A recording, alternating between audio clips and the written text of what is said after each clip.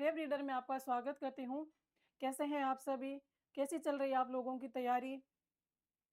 अगर मैं अपने बारे में थोड़ा-सा आपको बताती हूँ, आज से हम प्रेप रीडर पर अपनी सारी क्लासेज़ स्टार्ट कर रहे हैं और आगे की जितनी भी हमारे सेशंस होंगे, वो सभी यूजीसी नेट पेपर 2 हिंदी साहित्य की प्रेप रीडर पर ही होने वाली है। तो आपको हिंदी साहित्य से संबंधित कोई भी क्लासेज़ देखनी हो, जैसे कि हम पीवाईक्यू सीरीज़ को भी करेंगे, कंटेंट की क्लास भी लेके आएँगे, एमसीक्यू भी करेंगे।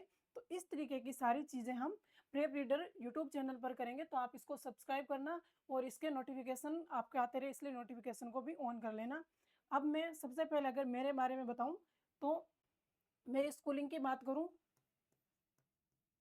मैंने अपनी स्कूलिंग अपने गांव से ही करी है। लेकिन इसके बाद अगर मैं बताऊं कि मैंने हिंदी साहित्य को कितना समय पढ़ा है या फिर हिंदी साहित्य के बारे में मेरी कितनी समझ है, तो देखो, सबसे पहले 11th-12th में मेरे पास हिंदी साहित्य था। उसके बाद मैंने ग्रेजुएशन और मास्टर्स दोनों में ही हिंदी साहित्य था, जो कि ऑनर्स था। यानी कि मैंने ग्रेजुएशन में पूरा हिंदी साहित्य को पढ़ा हिंदी ऑनर्स के रूप में, और ये मैंने दिल्ली यूनिवर्सिटी से किया है, दिल्ली यूनिवर्सिटी। इसके बाद मास्टर्स भी मैंने हिंदी साहित्य से दिल्ली यूनिवर्सिटी से करी है। और इसके बाद यूजीसी नेट एग्ज़ाम की बात करूं, तो ये एग्ज़ाम मैंने जून 2025 वाला एग्ज़ाम, जो कि हमारा यूजीसी नेट एग्ज़ाम होता है, इसको मैंने जून 2025 में क्लियर किया था।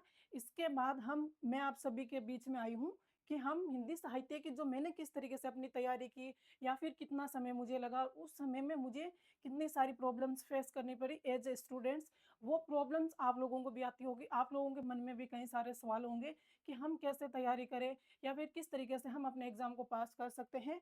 और जो हमारी प्रॉब्लम्स आती है कि पेपर 1 हो गया, पेपर 2 हो गया, इन दोनों को किस तरीके से करें, प्लस क्या हम कौन कौन सी क्लासेस देखें, कौन कौन सी बुक्स खरीदें, या फिर हम कहाँ से अपनी टेस्ट सीरीज खरीदें, कौन सा कोर्स खरीदें। तो ऐसे बहुत सारे प्रश्न होते हैं। क्या हम सेल्फ स्टडी से कर सकते हैं या फिर केवल हम थ्योरेटिकल बुक्स पढ़ ले, क्या उनसे हमारी चीज़ें हो गई। इस तरीके से एक स्टूडेंट्स के मन में बहुत सारे सवाल होते हैं। तो आज हम इस पूरी वीडियो में यही चर्चा करेंगे कि हमारे पास जो 90 डेज यानी कि 3 महीने का समय बचा है जून 2026 वाले एग्जाम के लिए। जून 2026 में जो हमारा एग्जाम होगा, उसमें हमारे पास केवल 3 महीने बचे हैं। तो उस 3 महीने की हमारी क्या रणनीति होगी, क्योंकि कई लोगों का सपना है असिस्टेंट प्रोफेसर बनना और कई लोगों का सपना है जेआरएफ बनना, लेकिन हमारे पास समय केवल अब 3 महीने बचे। तो उन 3 महीनों में हम इस एग्जाम की कैसे तैयारी करें, किस एग्जाम को क्वालिफाई कर सकते हैं, तो उसी पर हम आज डिटेल में चर्चा करेंगे। तो देखो, सबसे पहले हम बात करेंगे 3 मंथ्स की हमारी जो मास्टर स्ट्रेटजी होगी वो क्या रहेगी।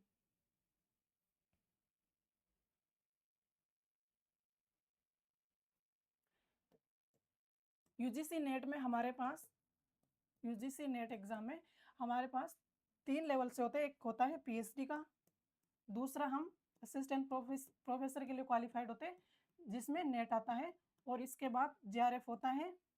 और जेआरएफ बेस से हम पीएचडी में एडमिशन लेके हमें स्कॉलरशिप में भी मिलती है। और नेट का एग्जाम पास करके हम किसी भी स्टेट का जो असिस्टेंट प्रोफेसर का एग्जाम होता है उसके लिए हम एलिजिबल हो जाते हैं। तो इस तरीके के हमारे पास ये 3 जो लेवल होते हैं वो इस एग्जाम में होते हैं। तो ये सारी चीज़ें तो आपको पता होगी। फिर इसके बाद बात आती है हमारे पास इसमें 2 पेपर होते हैं। पेपर 1 जो कि सभी का कॉमन पेपर होता है, और पेपर 2 ये सभी का अपना अपना विषय अलग होता है। जो जिस विषय से मास्टर्स करता है उसी विषय में नेट क्वालिफाई करना होता है। तो आज हम पेपर 2 के हिंदी साहित्य की बात करेंगे। पेपर 2 का कौन सा विषय है? हिंदी साहित्य।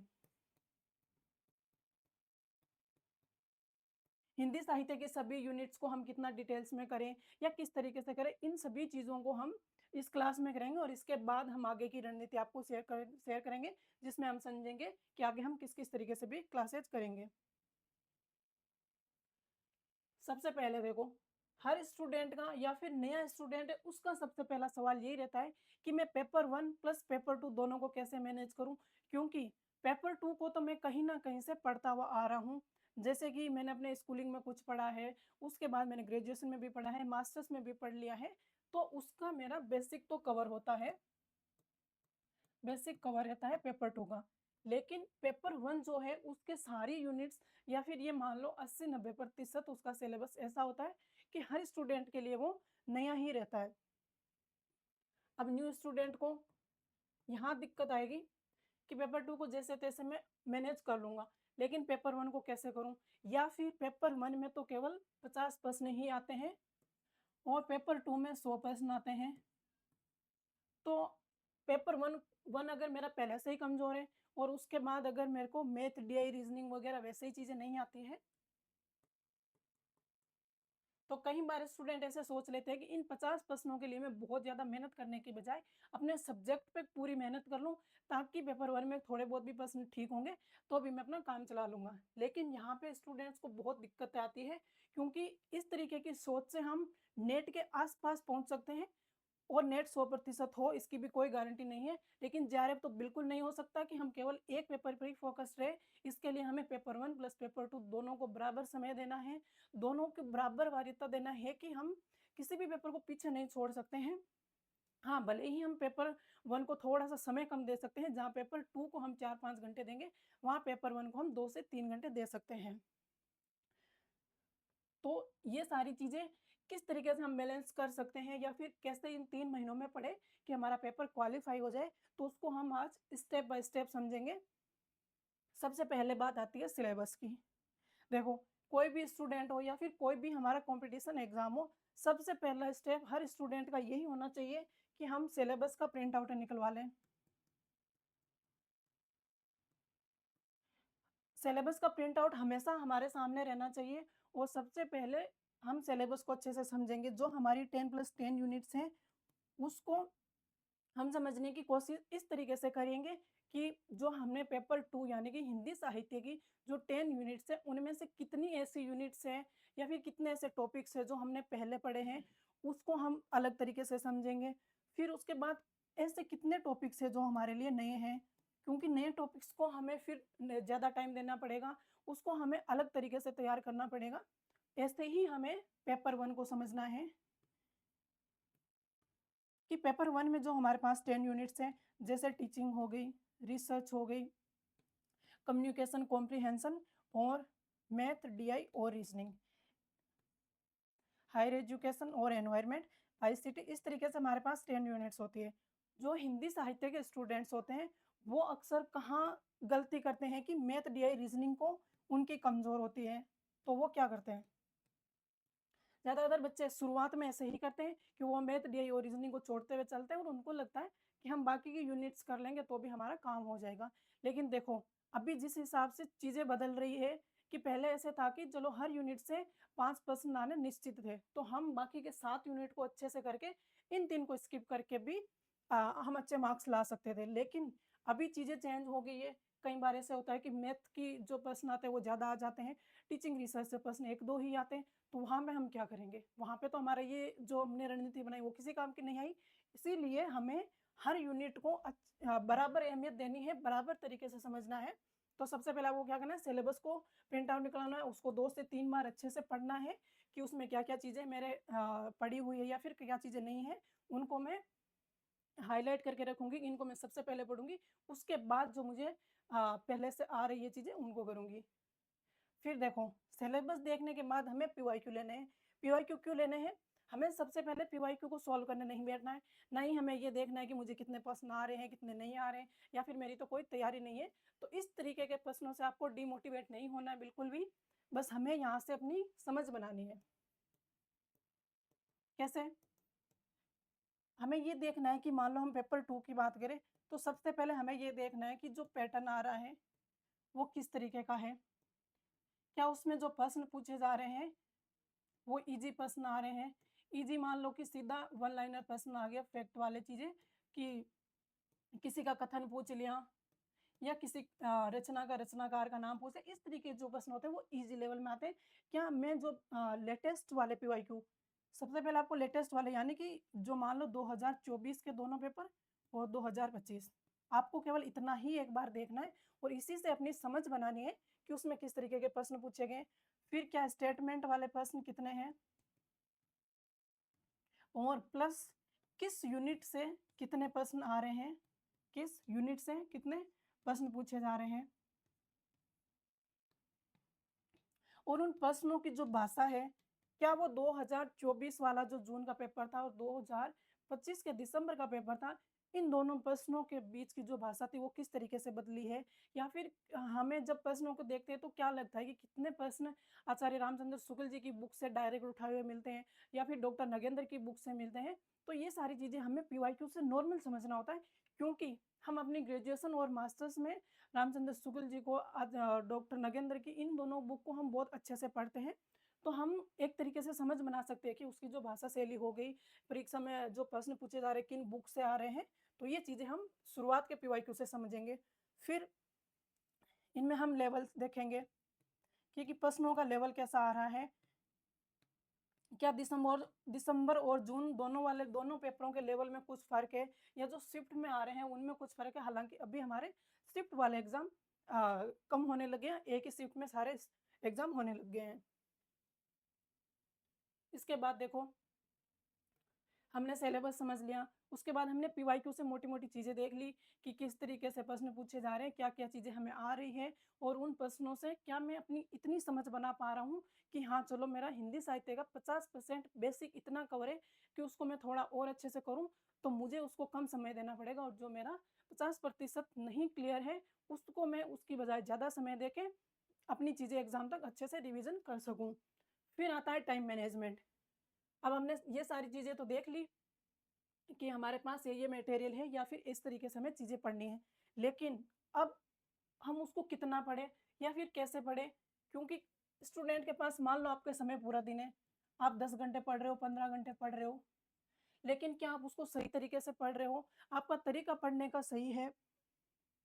या फिर कुछ भी चीज़ें ले लो कि हम केवल टाइम तो देते जा रहे हैं, लेकिन एक हम सही तरीके से टाइम टेबल नहीं बनाया है। हमने क्या किया, हमें जो यूनिट्स या फिर जो पोर्शन हमें ईज़ी लग रहा है, मान लो हम पेपर 2 की बात करें, पेपर 2 में हम इतिहास पहले से पढ़ते हैं, जो कि हमारी ग्रेजुएशन वगैरह में होते हैं। अब अगर हमारा इतिहास कवर हो रखा है पहले से, तो हम क्या करेंगे, सबसे पहले इतिहास को उठा के बैठ जाएँगे और कंटिन्यूअसली उसको करते जाएँगे, तो इससे क्या होगा, हमें एक तरफ लगेगा कि हमारी चीज़ें क्लियर हो रही है, हम इतना सिलेबस कर रहे हैं, इतना सिलेबस हमारा हो गया। लेकिन इस एक इतिहास के चक्कर में आपकी पूरी पीछे की 9 यूनिट्स पीछे छूट जाएगी। कैसे? क्योंकि यूनिट 2 अपने आप में एक बहुत बड़ी है, जिसको हम बहुत टाइम से पढ़ते आ रहे हैं, लेकिन फिर भी उसको हम और समय देना भी पड़ेगा। हालाँकि ये बहुत बड़ी यूनिट है, पर जो इसके चक्कर में हम जो बची हुई यूनिट 9 है और यूनिट 1 और उसके बाद यूनिट 3 से यूनिट 10 तक है, इनको भी हमें अच्छा खासा समय देना पड़ेगा। क्यों?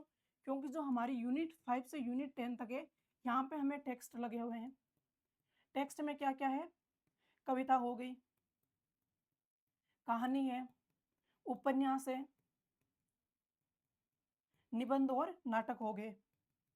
निबंध, नाटक और अन्य गद्य विधाएँ, यहाँ पे हमारे पास बहुत ज़्यादा टेक्स्ट लगी हुई, जैसे कहानियों में 21 कहानियाँ लगी हुई, उपन्यास हमारे पास 12-13 है। इस तरीके से नाटक भी हमारे पास 10 प्लस नाटक है, निबंध 11 कुछ है, और बहुत सारी कविता हैं, जिसमें 25 से 30 कविताएँ हमारे पाठ्यक्रम में लगी हुई है। तो हम केवल ईज़ी पोर्शन को करते-करते कहीं समय देने के बावजूद भी हम अपनी तैयारी को सही नहीं करें। इस चीज़ को साइड में रखते हुए आपको सही टाइम टेबल बनाना है कि मैं पेपर 1 को कितना समय दूँ और पेपर 2 को कितना समय दूँ। तो देखो, सबसे पहले हम बात करते हैं पेपर 1 की। हर नए स्टूडेंट को पेपर 1 के लिए कम से कम उसको शुरुआत में 3 घंटे देने ही पड़ेंगे। क्यों? क्योंकि एक तो उसका बेसिक क्लियर नहीं है, और उसको बेसिक क्लियर करने के लिए सबसे पहले ईज़ी जो यूनिट्स होती हैं, ईज़ी यूनिट्स को पहले करना होगा।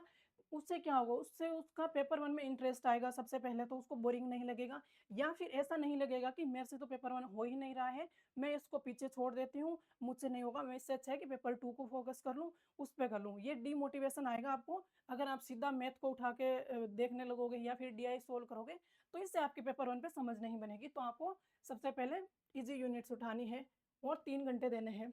उन 3 घंटों में आप क्या करोगे, 1 वीक के लिए जो ईजी यूनिट्स हो गई, टीचिंग पढ़ोगे, पहले रिसर्च पढ़ोगे और कम्युनिकेशन पढ़ ली। फिर नेक्स्ट वीक आप क्या करोगे, मैथ उठाओगे, डीआई और रीजनिंग, इन तीनों के आपको पीवाईक्यू करने हैं। देखो मैथ, डीआई और रीजनिंग ऐसी यूनिट्स है जिसको आप जितने पीवाईक्यू लगाओगे और डेली बेस पे करते जाओगे तभी ही चीजें क्लियर होगी। तो आपको ये मान के चलना है कि डेली बेस पे मैं एक डीआई हमेशा सोल्व करूंगा। इससे क्या होगा, जैसे जैसे एग्जाम आपका पास आता जाएगा, 2-3 महीने आप कंटिन्यूसली मैथ और डीआई को पढ़ोगे तो आपकी चीज़ें क्लियर होगी, आपको प्रैक्टिस ज़्यादा अच्छी होगी तो एग्जाम में आपके लिए अच्छे से काम आएगी। फिर यहाँ देखो 2 वीक हमने करने के बाद फिर आया हमारे पास तीसरा वीक। जिस दिन मैथ, डीआई और रीजनिंग स्टार्ट कर दी उसको एग्जाम आने तक किसी भी दिन स्किप नहीं करना, 1 घंटा में पढ़ना है, पर वो हमेशा पढ़ना है, क्योंकि जिस दिन हमने छोड़ दी, 2-4 दिन गैप ले लिया तो हम पुरानी चीज़ें सारी भूल जाएंगे और फिर नए सिरे से वापस से स्टार्ट करना पड़ेगा। इसलिए मैथ, डीआई को कभी भी गैप नहीं देना है, हमेशा उसको पढ़ते रहना है। फिर जो हमारे पास तीसरा वीक स्टार्ट होगा, इस वीक में हम क्या करेंगे, जो हमने जो संडे आएगा उस संडे को हम सबसे पहले तो जो फर्स्ट वीक में पढ़ा उसका क्या करेंगे, रिवीजन। 2-3 घंटे हमने उसका रिवीजन कर लिया। फिर हम क्या करेंगे, क्योंकि शुरुआत में हमें रिवीजन के लिए थोड़ा सा ज़्यादा टाइम देना पड़ेगा, क्योंकि हम फर्स्ट वीक में समझ ही तो रहे हैं ना चीज़ें, केवल कि हमें क्या क्या चीज़ें आ रही बेसिक बनाने के लिए। तो फिर उसके रिवीजन को शुरुआत में आपको केवल 2-3 घंटे देने, उसके बाद आप धीरे धीरे इसको कम कर दोगे। फिर टेस्ट। टेस्ट यानी कि आपको क्या करना है, आपने जितना पढ़ा कोशिश करना कि पेपर 1 का जो मैंने संडे को रिवीजन कर रहा हूँ वो उसका 50% कम से कम मैं पीवाईक्यू से उसको सोल्व कर पा रहा हूँ। तो ये हो गई हमारे पेपर 1 के बारे में बात। इसके बाद आप हायर एजुकेशन को उठा सकते हो, आईसीटी हो गई, इनको भी आप डेली बेस पे 3 घंटे के हिसाब से अपनी अपनी चीज़ें बांट लेना कि मैथ, डीआई को तो आधा पौना घंटा या 1 घंटा देना ही देना, उसके अलावा जो 2 घंटे हैं वो मैं बाकी के यूनिट्स को दे दूँ। फिर बात आती है पेपर 2 की। पेपर 2 में हमारे पास आती है जो 10 यूनिट्स है वो काफ़ी बड़ी है, तो हमें इसके लिए कम से कम 4 से 5 घंटे देने होंगे।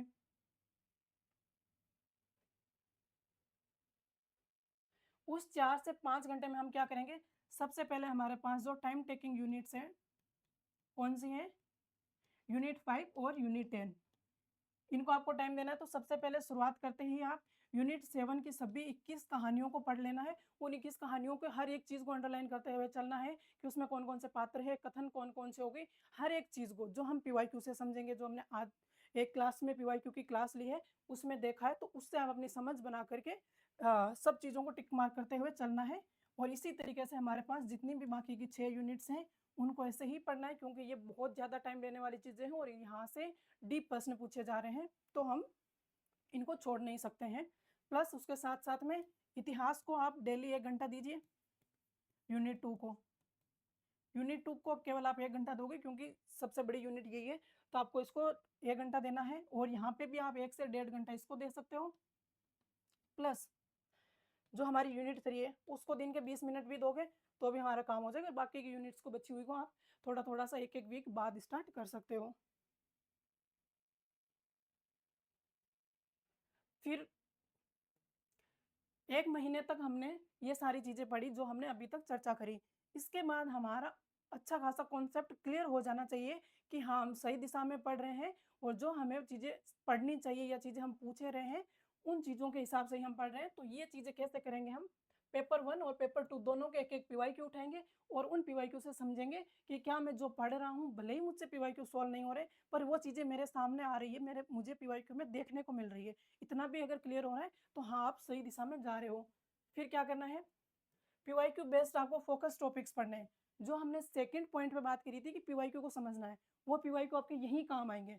उन पीवाईक्यू में से आपको यही उठाना है कि जो रिपीटेड बार बार टॉपिक्स आ रहे हैं, रिपीटेड टॉपिक्स हो गए, उनको आपको लिख के रखना है और उसी बेस पे आपको सेकंड महीने में स्टार्ट करना है, उन टॉपिक्स को अच्छे से पढ़ना है। जैसे मान लो आदिकाल से ज़्यादा प्रश्न आ रहे हैं तो हम आदिकाल को अधिक पढ़ेंगे, गोदान से आ रहे तो गोदान को अधिक पढ़ेंगे, मेलांचल से आ रहा है तो मेलांचल को हम पढ़ेंगे।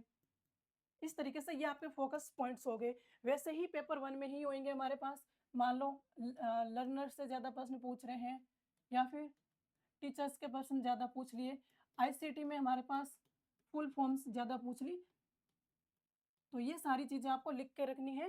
जो कि हम पीवाईक्यू को शुरुआत में समझेंगे, तब कि हमें इन टॉपिक्स में से ज़्यादा प्रश्न पूछे जा रहे हैं। और लास्ट के जो 1 महीने की तैयारी के बाद हम पीवाईक्यू बेस पे ही अपनी तैयारी करते हुए चलेंगे।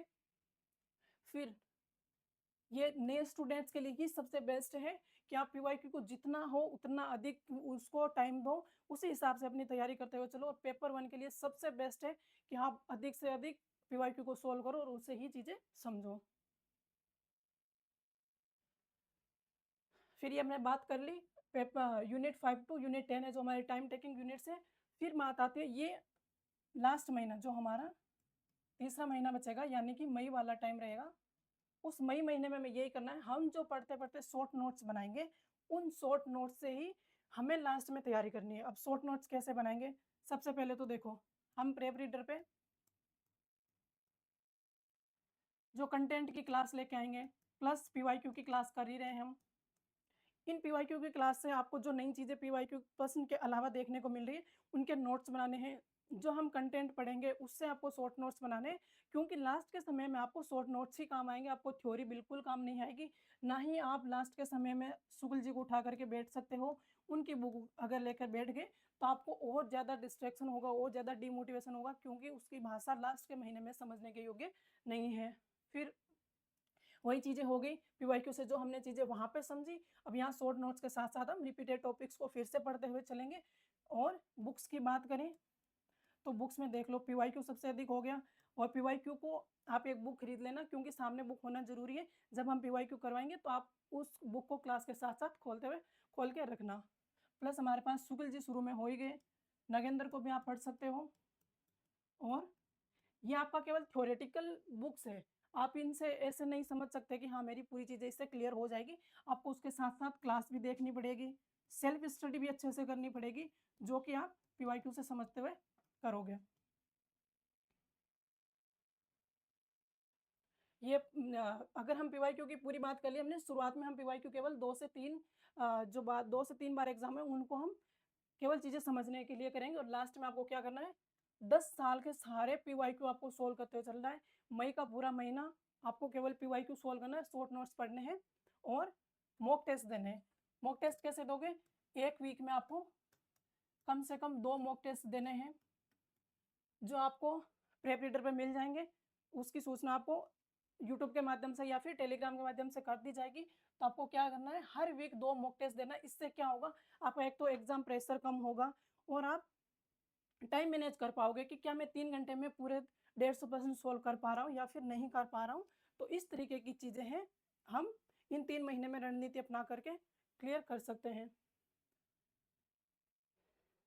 तो देखो, आज हमने क्या-क्या देखा?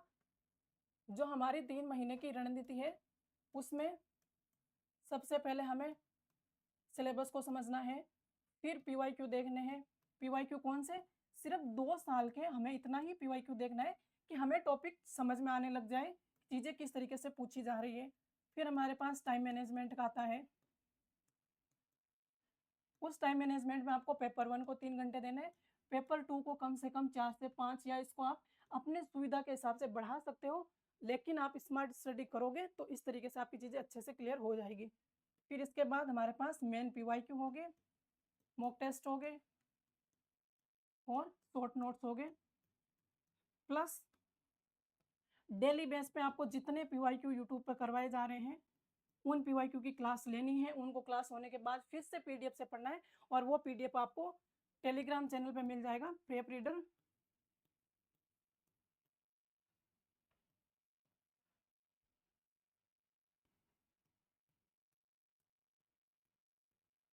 प्रेप रीडर यूजीसी हिंदी के नाम से टेलीग्राम चैनल है।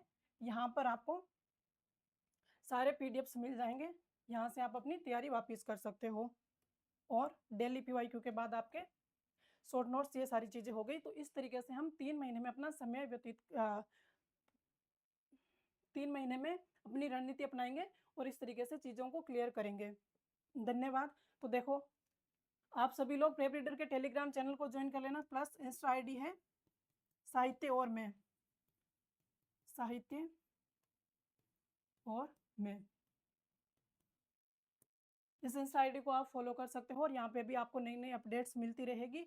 और हम पीवाईक्यू सीरीज़ को कंटिन्यू रखने वाले हैं। तो आप सभी लोग डेली बेस पे पीवाईक्यू को सॉल्व करना, हर यूनिट को उसे चीज़ें समझना और प्लस हम कंटेंट की क्लास भी लेकर के आएँगे।